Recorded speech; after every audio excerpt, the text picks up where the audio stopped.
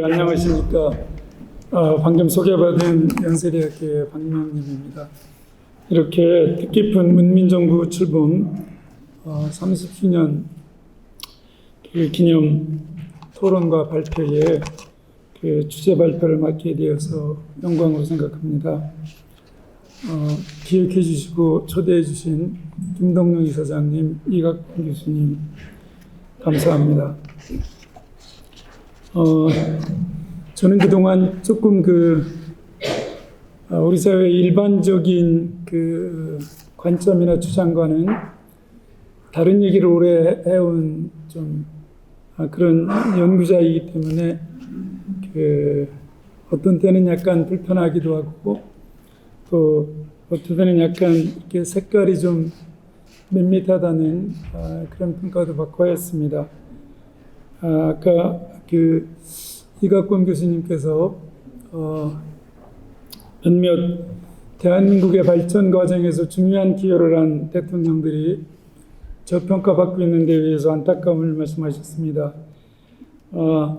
저는 이제 우리 사회에 대한 연구도 오래 해왔지만 인간 일반과 문명의 발전, 다른 나라의 사례를 오랫동안 고민을 해왔습니다. 그래서 항상 우리 글을 쓸 때에도 우리 안에 특정한 인물, 특정한 진영, 특정한 이념과는 관계없는 글을 오래 써왔습니다. 그리고 특별히 역사와 정치는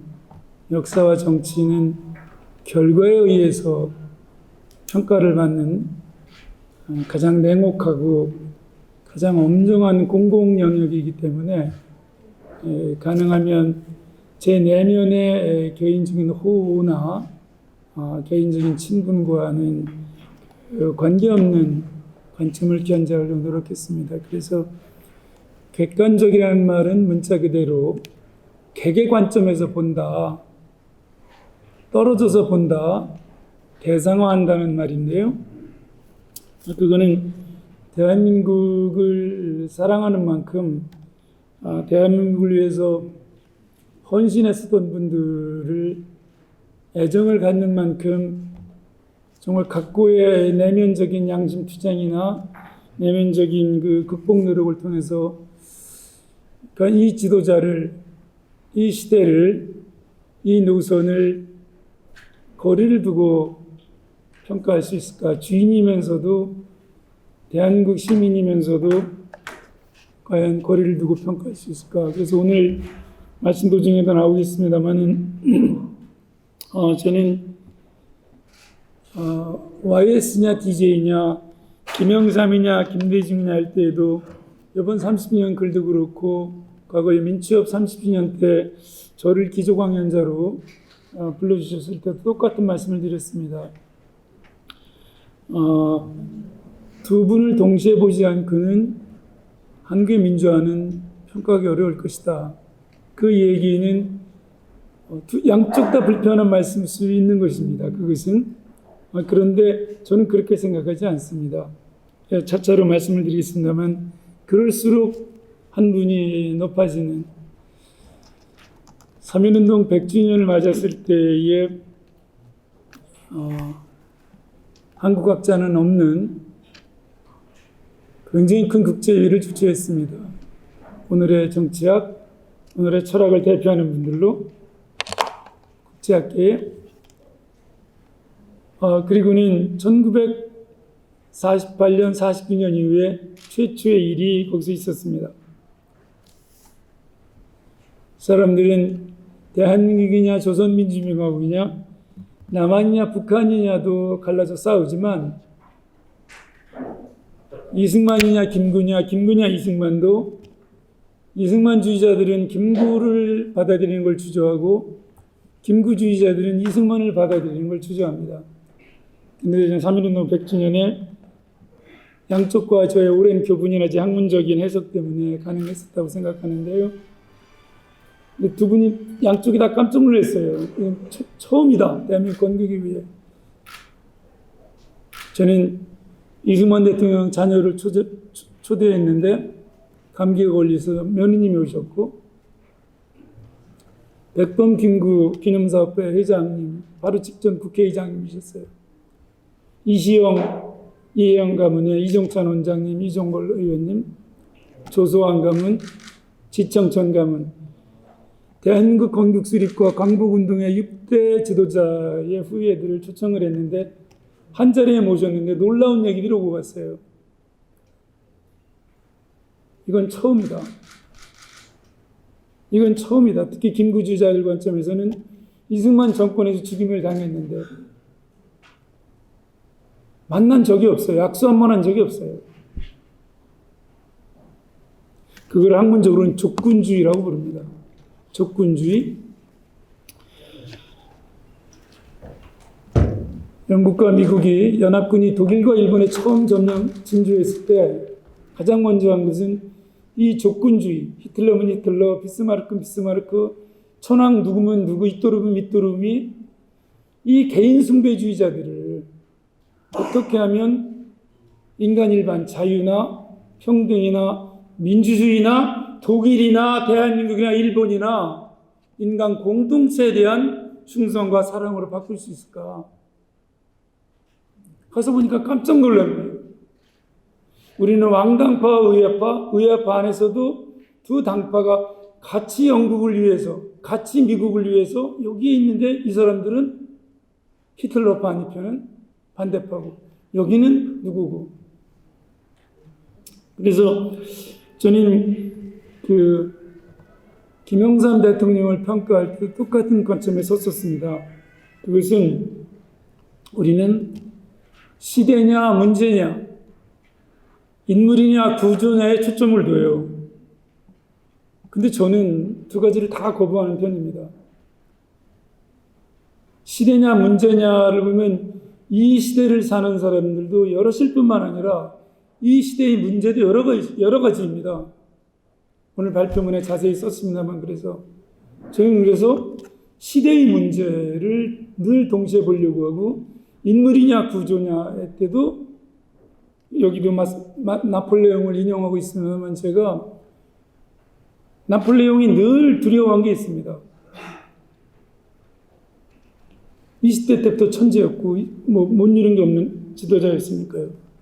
나는 다 내가 결정했고 나는 다 내 뜻대로 했고 나는 다 내가 시대를 이끌어간 줄 알았는데 나는 시대의 도구였고 신의 손가락에서 쓰임을 받았고 나는 민중들의 요구에 풀려다녔을 뿐이 아닌가.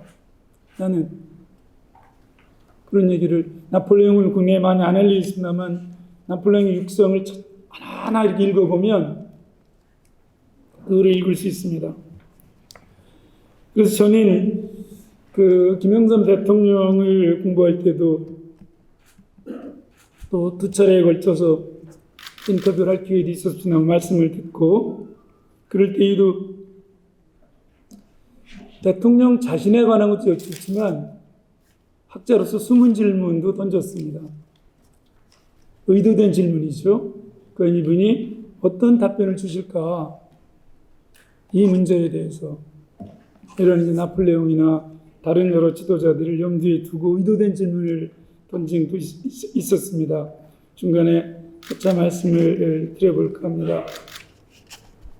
그래서 오늘은 주신 주제에 초점을 두되 세 가지를 말씀드리려고 합니다. 왜냐하면 이거는 분리될 수 없기 때문입니다.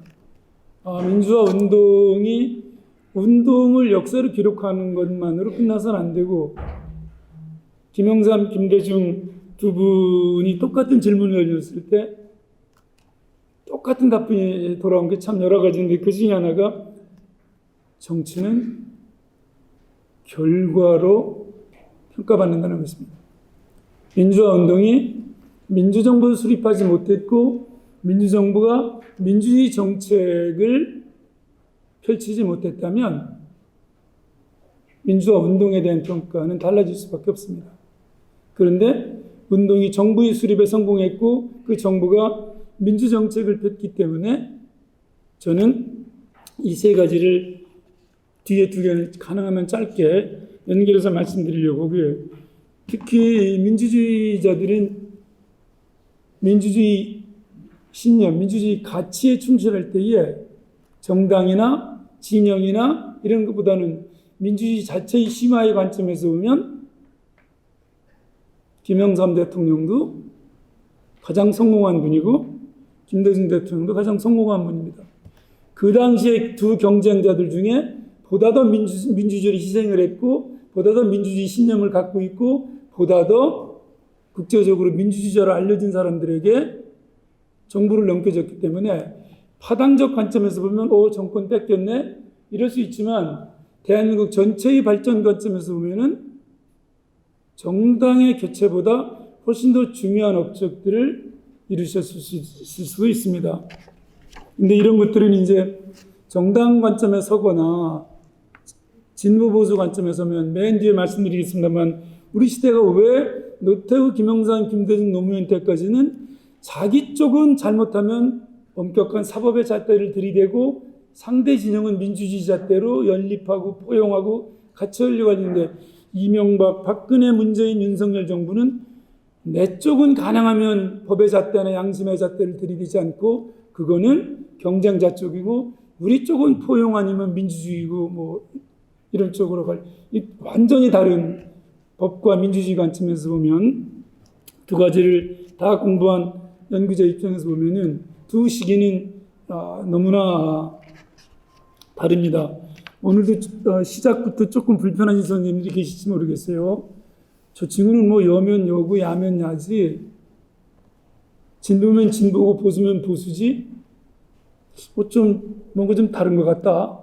뭐 그러실 수 있을 겁니다. 근데 저는 대한민국 관점이 가장 중요하다고 생각하고 대한민국 발전이나 대한민국 국민의 관점에서 보는 것이 굉장히 중요하다고 생각하기 때문에 그래서 뭐 좀 나라를 맡으려고 하는 분들이나 이런 분들이 찾아왔을 때도 똑같은 이야기를 합니다. 저는 제가 뭐 그분들 밑에 가서 장관 자리 아부할 거 아니고 그래서 오히려 민주주의 교사의 관점에서 국민 한 사람의 관점에서 똑같은 이야기를 하려고 하는 그런 신념을 좀 갖고 있기 때문에 오늘도 그런 관점에서 말씀을 드리려고 합니다. 지지난해에 2021년에 지금 가장 정평 있는 권위를 인정받고 있는 이코노미스트지의 이코노미스트 인텔리전스 유니트라는 중요한 데이터 통계 지표가 있습니다. 2021년에 167개국 중 한국의 민주주의는 16위를 기록했습니다. 일본을 처음으로 제꼈는데 일본은 17위고 물론 그 다음에는 다시 22년 지난해에는 저희는 24위로 일본은 16위로 역전이 되었습니다. 이건 8.01 이상을 기록한 국가들만 충분한 민주주의, 풀 데모크라시로 분리되는데 한국은 풀 데모크라시일 뿐만 아니라 일본을 제쳤습니다. 민주주의 관점에서. 그런데 재미있는 것은 이 충분한 민주주의, 완전한 민주주의 국가는 167개국 중에 24개국, 14.4%에 불과하고 그 24개국의 인구는 세계의 8%에 불과합니다. 여전히 92%의 우리 동료 인류 중에 92%는 완전한 민주주의를 누리고 있지 못합니다.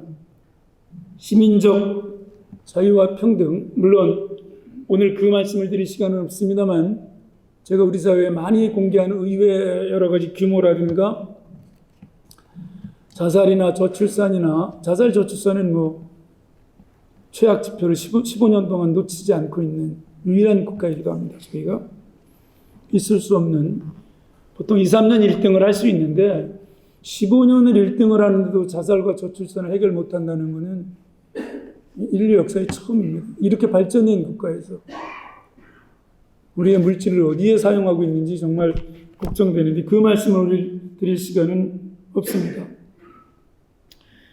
보통 자유나 민주주의가 발전하면 시빌라이제이션은 우리는 문명어로 번역하지만 원뜻은 시민화라는 뜻입니다. 인간화.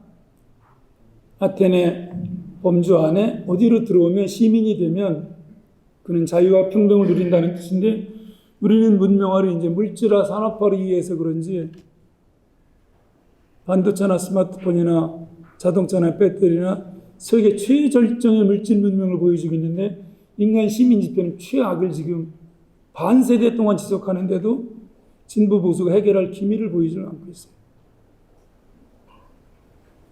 최고의 문명화와 최악의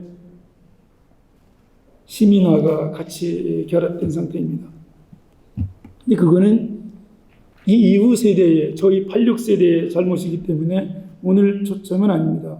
어쨌든 현재 세계 국가의 14.4%, 세계 동료 인류의 8%만이 완전한 민주주의에서 생활하고 있는데 저희는 거기에 포함되어 있습니다.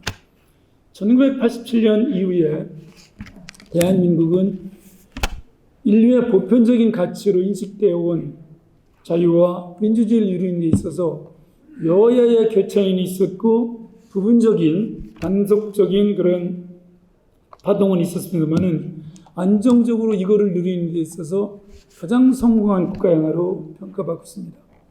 저희는 그것에 대해서 웅크타드라든가 이런 여러 기록을 잘 보고 있습니다. 개도국 중에 유일하게 선진국에 포함된 평가도 볼 수 있고요.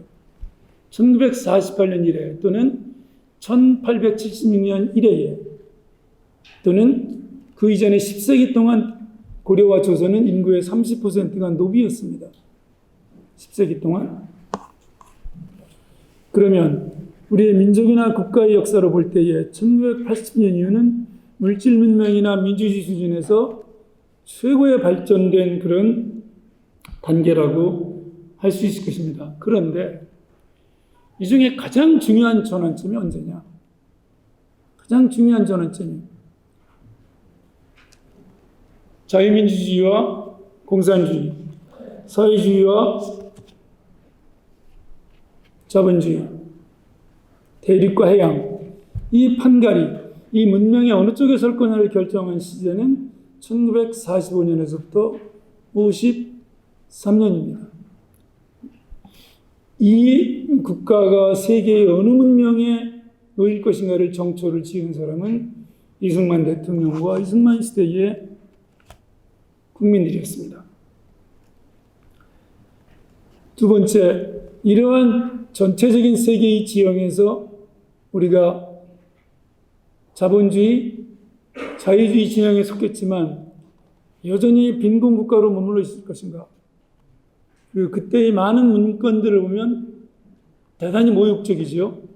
대한민국에서 민주주의의 가능성이 있을까에 대한 평가들을 보면 그러나 정반대의 평가는 훨씬 많습니다. 그런 무지한 서양 언론인들의 평가 말고 서양 학자들의 평가는 이 나라의 문명적 잠재력은 가늠할 수 없다.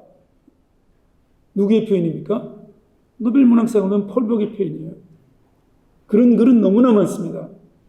고려 조선 때에 독자적인 언어를 창출하고 독자적인 금속 활자를 발명하고 이런 것들을 평가하는 글들은 근데 아마 산업화나 민주주의도 그럴 것이다. 근데 어쨌든 민주주의는 일정한 물질적 번영 없이는 어렵다는 일을 많습니다. 과거에는 3,000불 이렇게 보다가 최근에는 7,000불. 어느 시점을 기준으로 민주주의가 역진불능 지점을 통과하느냐. 그거는 민주주의는 의회주의와 뗄래야 뗄 수 없고 의회주의는 산업 발달과 뗄래야 뗄 수 없는데 산업 발달을 통해야지 비로소 자기의 이익을 지키기 위해서 자기 재산권을 지키기 위해서 이 재산권을 지켜줄 수 있는 체제 이른바 부르주아 민주주의나 의회 민주주의 그래서 산업화와 민주화는 뗄래야 뗄 수 없는데 산업화의 결과 그걸 토크비 효과라고 부릅니다. 토크빌이라는 위대한 철학자, 역사학자가 절대 왕정을 연구하면서 이 도대체 유럽의 민주주의가 어떻게 이루어졌는가를 연구했어요. 민주파의 투쟁 못지않게 이 절대 왕정이 민주파를 억압하면서 산업화를 이루니까 산업화의 결과 중상층이 성장을 하고 스스로 먹힘을 당해서 역사의 뒤안길을 물러난 산업화의 가장 중요한 토대를 놓은 시대가 바로 그래서 절대 왕정 시대의 중상주의, 산업화, 무역 확대 정책, 이건 일반적인 이제 토크빌 이후에 합의를 얻어가고 있는 것입니다. 바로 이 한편에서는 민주파를 억압하면서도 다른 한편에서는 산업화를 통해서 중상층을 성장시키고 대한민국을 개방 경제를 이끌어왔던 박정희 시대가 두 번째 전환점입니다. 이승만 시기의 교과서도 똑같습니다.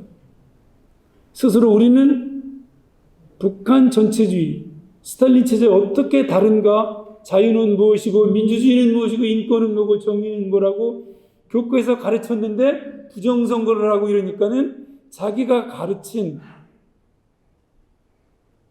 민주주의 내용하고 달랐기 때문에 4.19의 토대에는 부정선거를 통해서도 촉발시켰지만 이승만 시기에 민주주의 교육받은 세대들이 일으켰습니다. 정확하게 또급별 효과죠. 부망정의 결과 그것을 어떻게 대응할 것인가 강경 원건파의 논쟁이 박정희를 격발시켰지만 동시에 부망정을 가능하게 만든 교육과 산업화도 박정희 시대의 토대입니다. 이승만, 박정희의 긍정적, 부정적 두 개의 영향과 효과, 유산을 함께 물려받은 것이죠.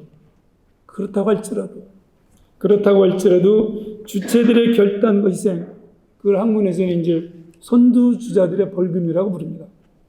선두주자들의 벌금. 이런 구조나 조건이 놓였다고 해서 저희는 12.12도 목도했고 5.17도 목도했고 5.18도 목도했습니다. 구조나 조건이 놓였다고 해서 인간들이 자유와 평등을 누릴 수 있다면 오늘날의 저희들의 인류 동료 가운데 왜 14.4%나 8%밖에 완전한 민주주의를 누릴 수가 없겠습니까? 훨씬 더 좋은 조건이나 구조에 놓여 있는 국가들도 많은데 그것은 바로 이 주체들의 결단과 능력, 희생, 선두주자들의 벌금에 좌우된다고 봅니다.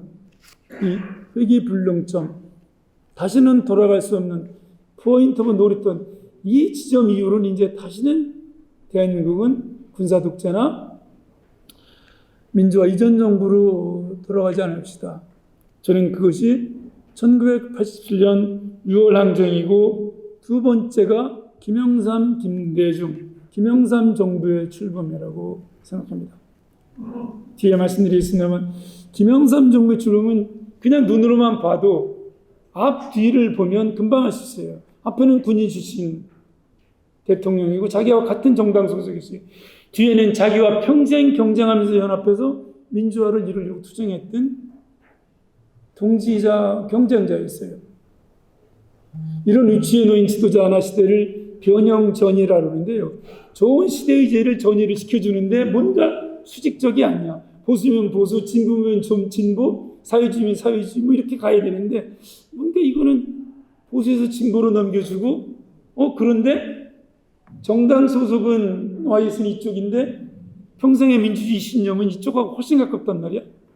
법관보다는 여전히 민주파 동지고 야당 총재도 같이 했고 대선 경쟁도 오래 했고 이제 카프카나 이런 작가들은 이거를 꿰뚫은 작가들이죠. 로베르트 무질 이런 작가들은 이런 걸 아주 꿰뚫은 작가들이에요. 네.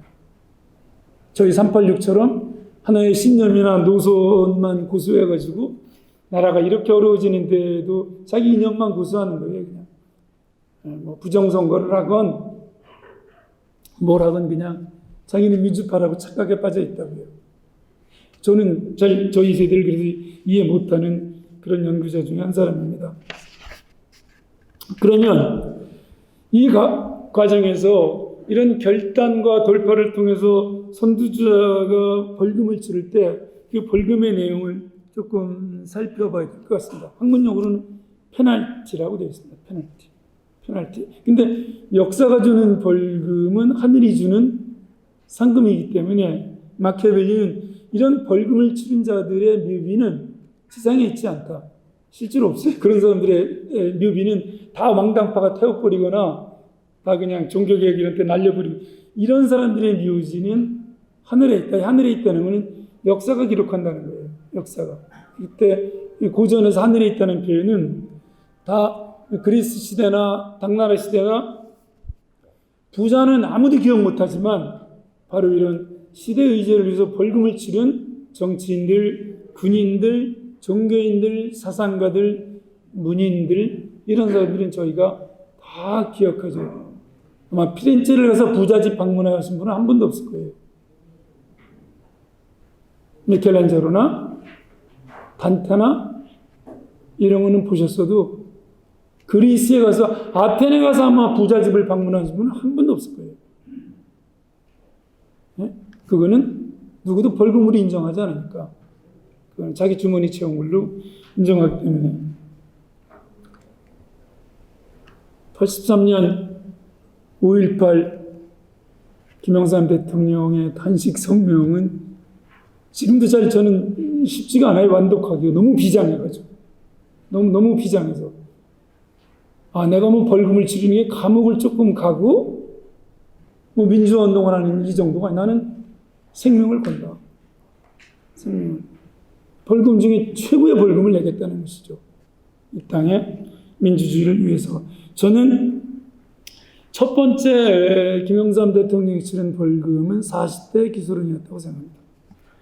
40대 기술원은 권력의지를 전면에 등장한 것이기도 하지만 한국의 정당의 역사를 바꿨습니다. 사랑방, 대담, 밀실거래, 몇몇 보스의 낙점, 뒷거래를 통해서 가능했었던 야당 내 국가 권력 주요 직위의 계승이나 승계의 문제를 대중 정치로 전환시킨 저는 아주 획기적인 그런, 특히 정당 정치를 이런 밀실 사랑방 뒷거래에서 당원들이 나를 선택해주면은 나는 한번 나라 일을 맡아보겠다. 대한민국의 오랜 유교 전통에서 구상유추라는 표현은 오히려 부드러울 정도로 40대가 기라성 같은 이런 장위 유서의 야당 전통에서 국민의 선택을 받아보겠다고 외치면서 정권 교체를 이루지 못했지만 한국 정치를 수십 년 바꿔놨습니다. 아주 수십 년. 광복운동, 주권회복운동 주도자들이 또 건국을 주도한 분들이 주도하던 대한민국 정당의 역사를 확 바꿔놨어요. 오히려 보수당은 1961년에 박정희, 김종필 두 사람의 연령이 얼마입니까? 오히려 저쪽은 보수적이지만 청장년들이 주도하고 있는데 이쪽은 고령, 노령들이 주도하는 정당을 확 당겨버렸어요. 40대 기술원을 통해서. 아마 거기서 실패했으면 이제 이거는 압살당하는 거니까 자기 정치 생명을 건 거예요. 밀실거래에서 대중정당 정치로 바꾸겠다고 실패했어요. 그리고는 더 큰 전환점. 저는 이때의 3당 합당과 3당 합당 이유를 좀 같이 비교를 해볼 기회가 있었습니다. 그것은 뭐냐면 누구나 김영삼 후보가 대통령 후보가 된다고 생각을 했습니다. 당내의 세력 분포로 보나 조사로 보나. 근데 패배했어요. 그런데 감수하고 경쟁자를 위한 승복 그리고 선거운동을 해요.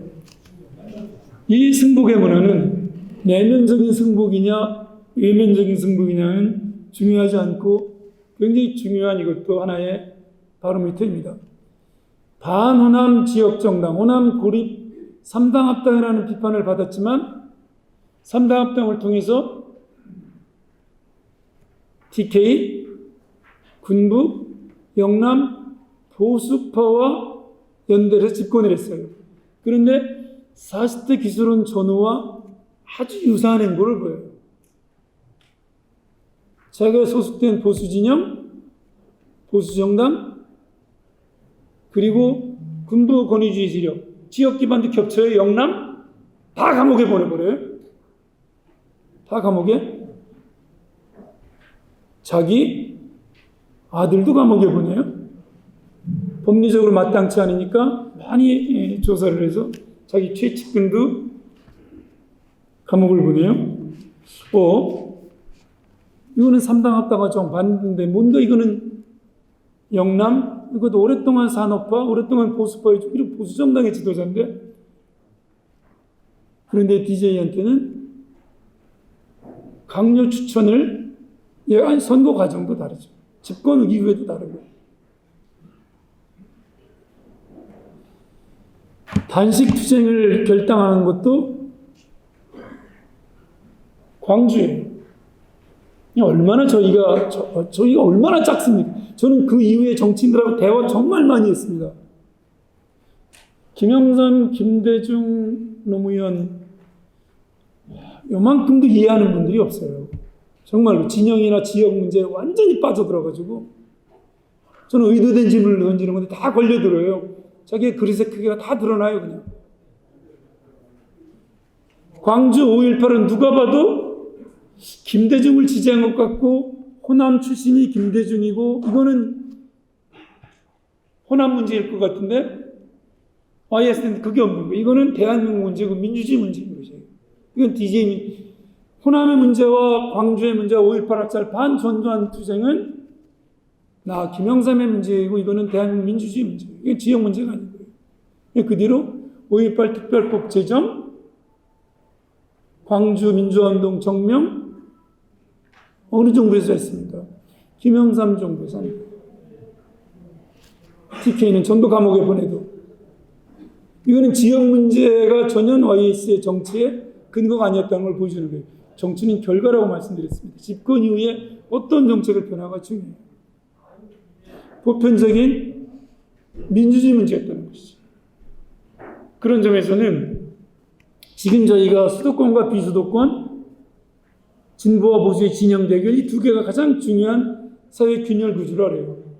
지금 정치인들은 언론의 기사를 보면 칼럼을 보면 참혹해서 못 읽죠. 한편에서 한편 욕하느냐고 읽을 수가 없어요. 똑같은 지식인들의 글인데도. 근데 그때는 안 그렇잖아요.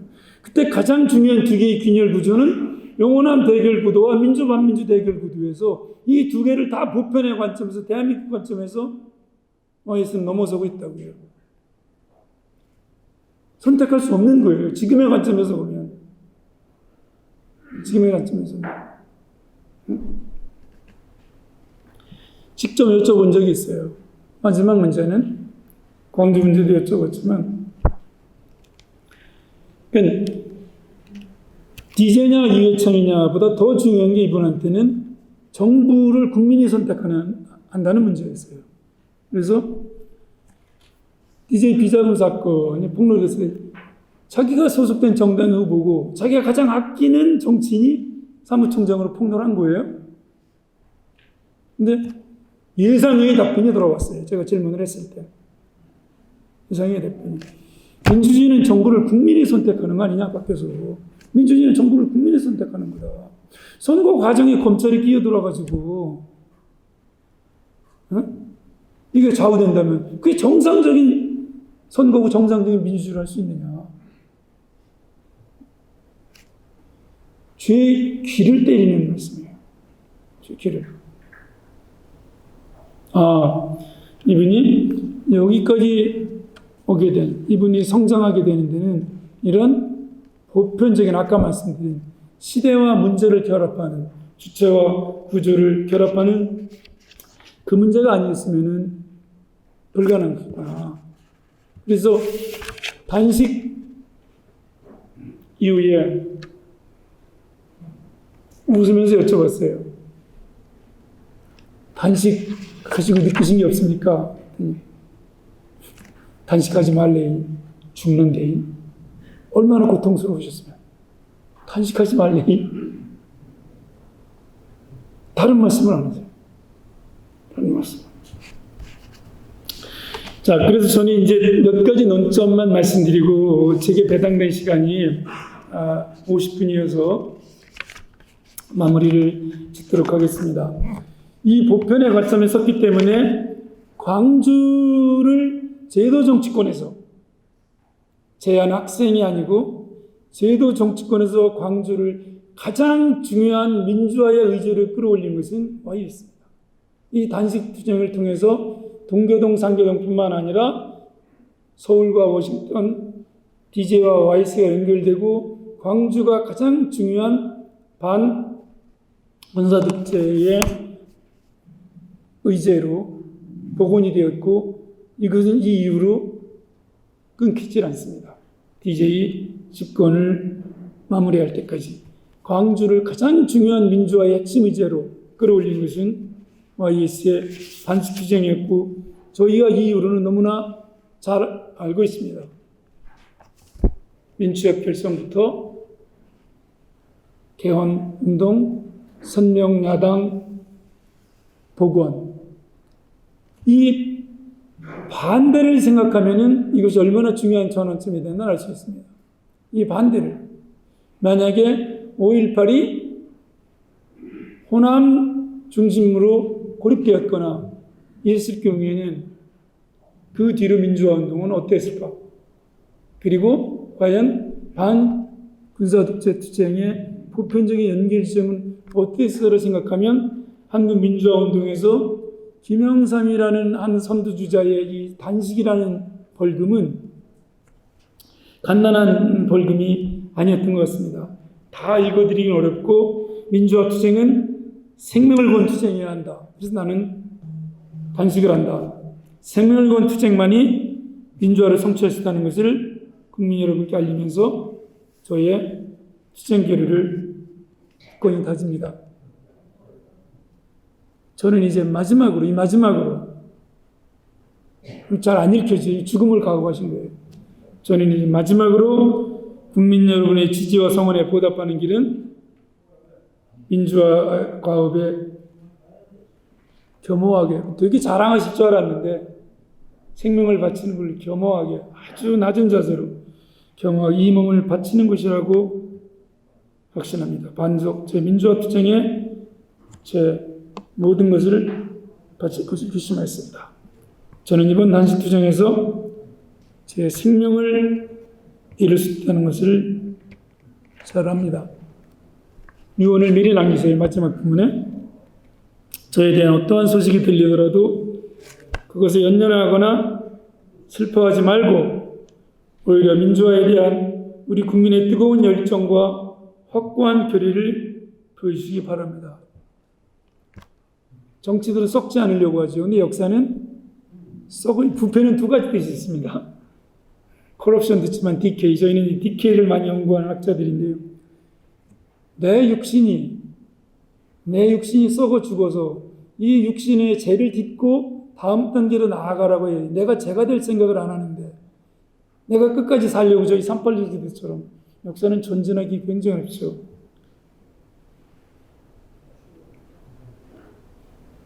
제가 저에 대한 어떠한 소식이 들리더라도 연연하지 말아라. 털고 슬퍼하지 말고 오히려 국민의 뜨거운 열정과 확고한 결의를 보여달라.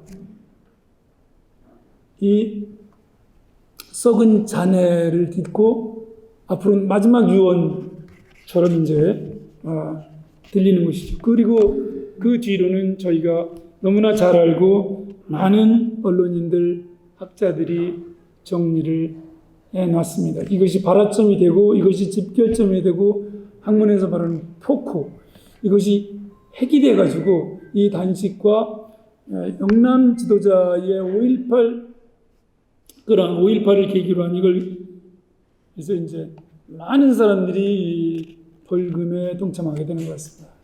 그리고는 아까 말씀 올린 대로 제야나 학생들의 반독재 의지에서 제도 정치권으로 광주가 불을 붙게 되고 전국적인 민주화의 가장 중요한 핵 역할을 하게 되는 것도 5.18과 김영삼과 5.18의 이런 연결이라고 생각합니다. 역사를 조금만 돌아보면 이것이 얼마나 중요한가 하는 것을 알 수 있습니다. 시간 때문에 말씀을 못 드립니다만은 우리 사람은 조금 말씀드리면 1948년이나 이승만 정부에서 만약에 이런 연합이 형성이 되었다면 다른 쪽 거를 끌어안아서 전체의 보편일을 만들 수 있는 전 이런 거를 너무나 연구를 많이 해가지고요. 1945년에 임정봉대론 이것만 고수하지 않고 오히려 1940년 3.1절을 김일성을 암살하려고 6명의 자객을 보내지 않고 이때 만약에 이승만과 연합하거나 그 이승만이 이 당시에 평양을 갔었다면 우리보다 훨씬 나쁜 조건에서 통일국가로 갔었던 핀란드, 오스트리아 이런 나라의 사례에 비교해보면 또 1956년, 55년에서 56년까지 이때의 장면, 조병옥 이런 분들이 그렇게 완강하게 조봉암과의 민주연합을 반대하지 않았다면 김성수 조봉암 연합은 이승만, 김성수 조봉암 연합이 대한민국을 건국한 국가형성 연합 세력인데 독재로 가니까 민주연합을 형성해야 되는데 끝까지 민주당이 반대해요. 장남, 인천 계속 죽산이랑 같이 가지 않으면 어렵다. 근데 젊은 정치 또 반대.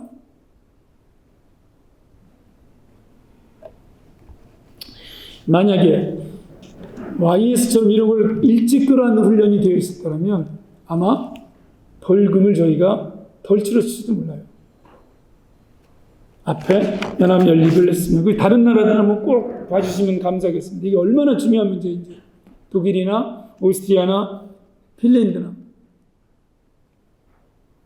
이거를 저희는 정말 그냥 지나가기 때문에 어디서나 제가 강조를 하는데요. 내부의 야당은 수사 대상이고 YS 잘 저희가 연구를 해보면 야당은 경쟁 대상이지 배제 대상이 아니잖아요. 이건 독재의 논리잖아요. 저는 진보 정부가 집권하면 한일 관계는 뭔가 껄끄러워요. 근데 남북 관계는 뭔가 개선하려고 해요. 보수 정부가 집권하면 남북 관계는 멀어지고 한일 관계는 개선이 돼요. 근데 YS나 DJ 잘 보십시오. 그리고 이 독일이나 오스트리아나 핀란드나 스위스가 같은 길을 보세요.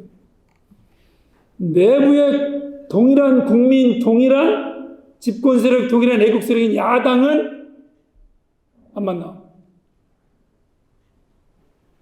내정에서는 내부 평화나 내부 연합이나 내부 가치 동맹은 안 이루어지는데 이건 수사 대상이고 처벌 대상인데 저는 직접 들었어요. 김영삼 대통령한테. 이런 문제에 대해서.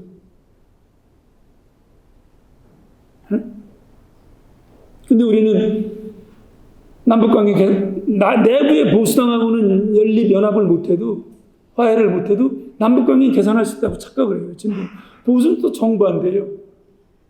내부의 진보는 수용하지 못해도 한일관계, 한미관계 개선하면 경제도 좋아지고 보고 계시잖아요.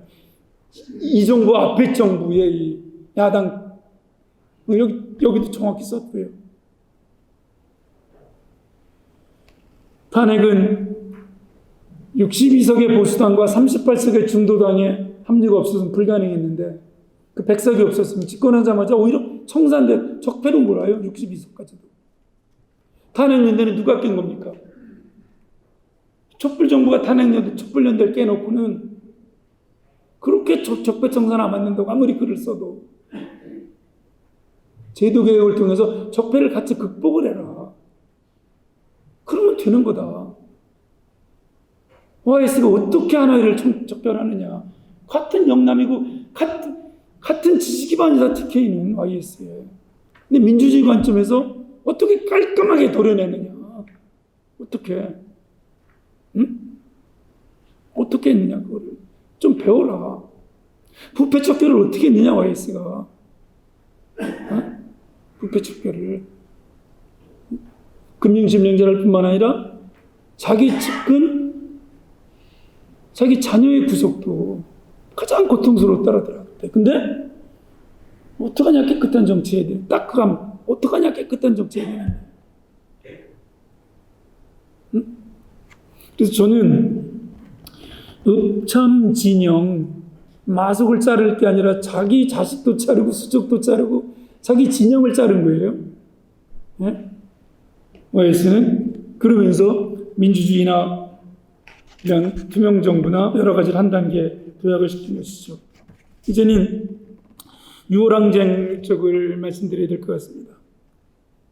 김대중 도서관 사료센터장을 할 때에 DJ에 관한 자료를 전 세계에 터져 있는 걸 이제 모을 때 중간에 언제 한번 부르셨었어요. 김영삼 대통령께서 그때 김영삼 관련 자료 관련해서도 보니까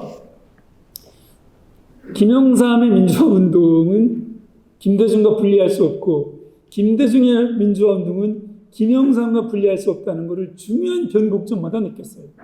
이 두 거인은 가장 정권의 성격도 유사하지만 민주화 운동도 분리하기 어려운데 권력 의지에서는 갈라질 수밖에 없잖아요. 둘이 공동 집권은 안 되는 거잖아요.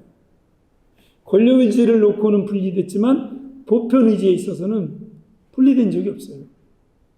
그래서 이번에 문민정부 30주년 글을 쓰면서도 굉장히 많은 분들이 여기 이제 뒷파트가 그건데요. 이각봉 교수님, 저는 이각봉 교수님은 그런 거 여쭤보지도 않고 그때는 이제 글을 썼는데 보니까 아니 이게 5년 단임 정도의 정책으로 포장할 수 없는 거예요. 정보의 혜택 같은 거. 생산적 복지. 이렇게 보면은 그 용어는 DJ 정부 때 언론이 더 많이 받았지만 이게 만들어진 거는 OIS 정부 때예요. 보시다시피 남북 정상회담 합의, 베를린 선언 이런 건 일부잖아요. 제2의 건국이라는 용어도 똑같아요. DJ는 제2의 건국 위원회까지 만들고 그 용어를 처음 쓰는 분도 OIS예요.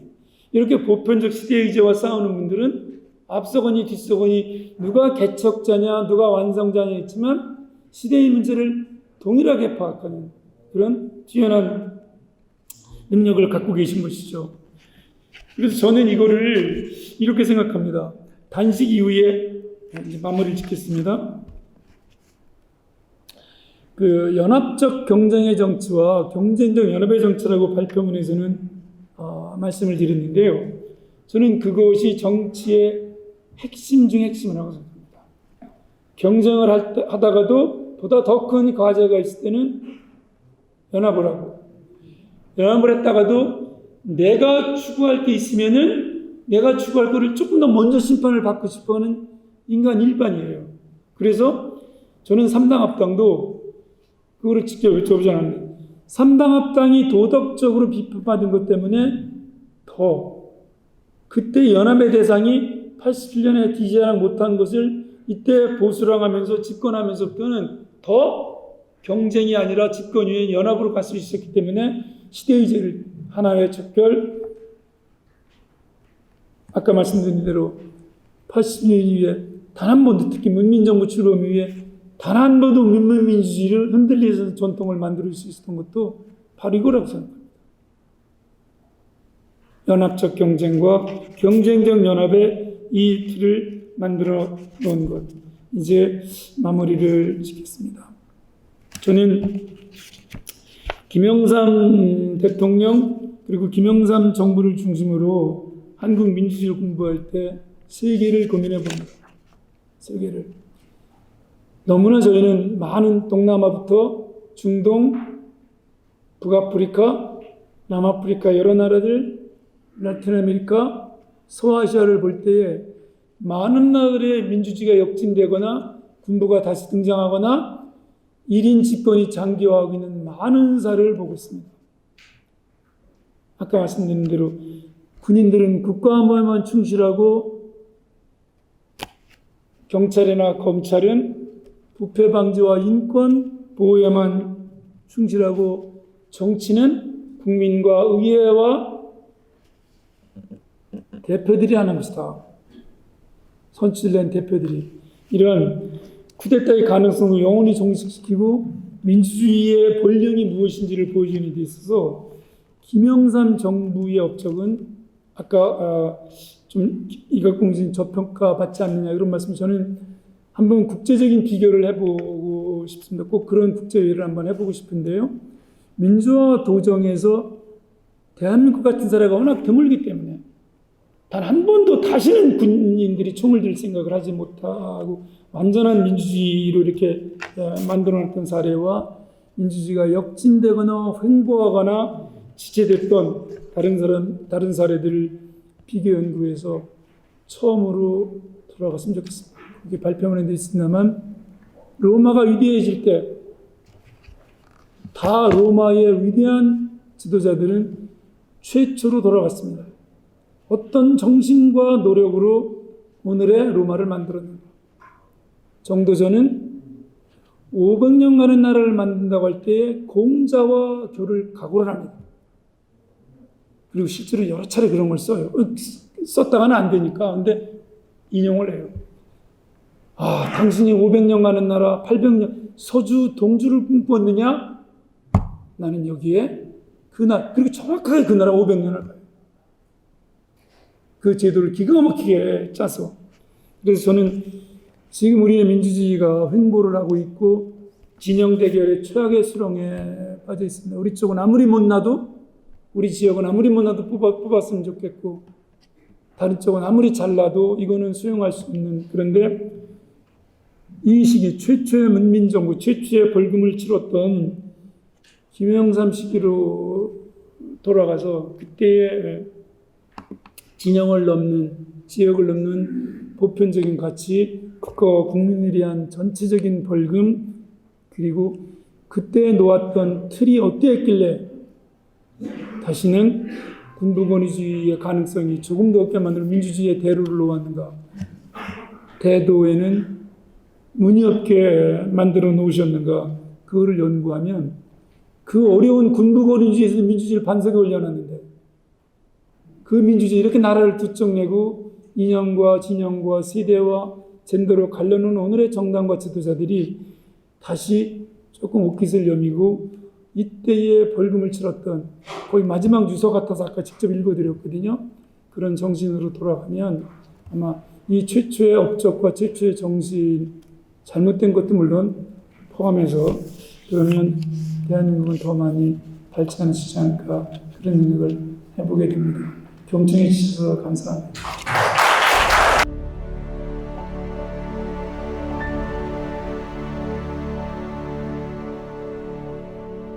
잠깐 여기를 눌러주세요. 구독과 좋아요를 눌러주시는 분들에게 건강과 행운 장수를 기원합니다.